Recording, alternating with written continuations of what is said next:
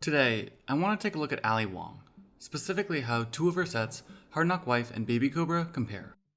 In particular, Hard Knock Wife's perspective is almost completely flipped from Baby Cobra's, and its structure relates more as a collection of short stories, whereas Baby Cobra centers around one singular story. But more than a story, Baby Cobra is a journey. Let's start with the flipped perspective. To understand how her perspective flipped, you need to understand that these two specials take place around before and after she had a child. Before Wong had a child, the whole notion of what she was looking for was to trap a husband, have a child, and stop working. Why are you gonna have a kid? You're gonna disappear, and you're gonna become some lame stay-at-home mom. I was like, yeah, that's the dream. I mean, it's good work if you can get it. And because this is America, she went out and she got her dream.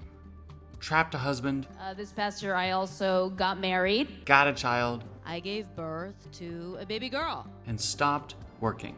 I have not been performing that much at all in the past 2 years. So tell us, Ali, how does it feel to live your dream?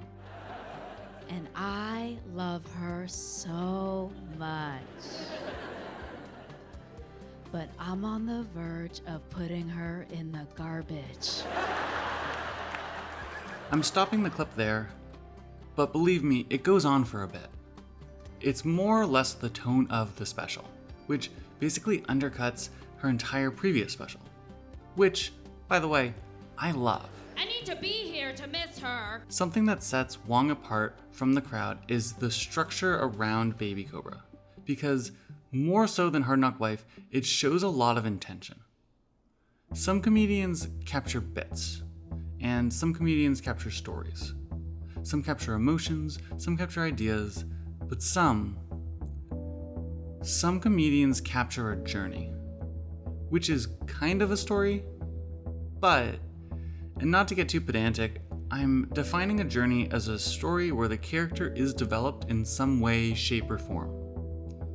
Some progress needs to have been made for there to be a journey. For reference, Brent Morin comes close to this, but he doesn't go anywhere with it. He just knows that he wants to. My point is, I'm single. Baby Cobra is great because from the beginning, you get to see someone who is just so confident and so articulate.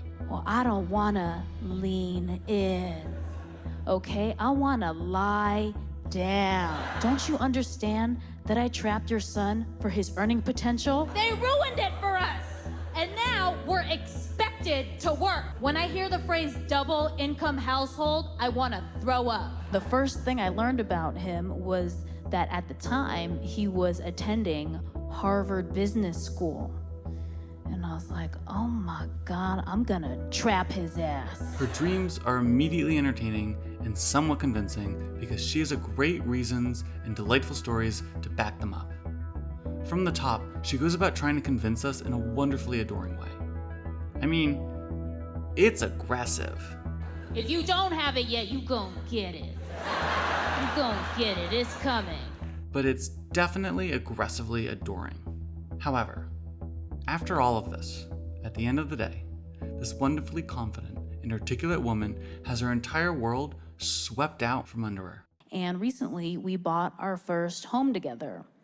And 2 weeks into the escrow process, I discovered that my beautiful Harvard-educated husband was $70,000 in debt. There's a twist. You know, you don't see that a lot. The whole set just spun on its heels. And me, with my hard-earned TV money, paid it all off.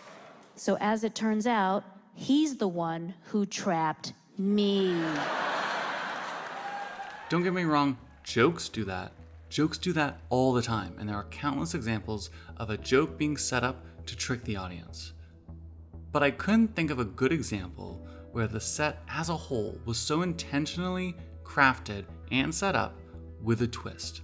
And on top of that, it sets up Hard Knock Wife brilliantly because it plants the seed of doubt right at the end of the special that maybe, just maybe, not everything she's going after in life is going to be as great as she pictures it in her head.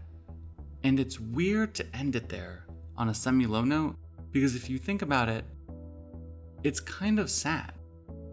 It's like Eternal Sunshine of the Spotless Mind, which is described as a romantic comedy, but is in reality a horror film.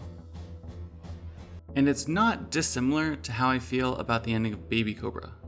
It's just hard for me not to feel nervous about everything else once you realize that such a foundational piece of knowledge is wrong.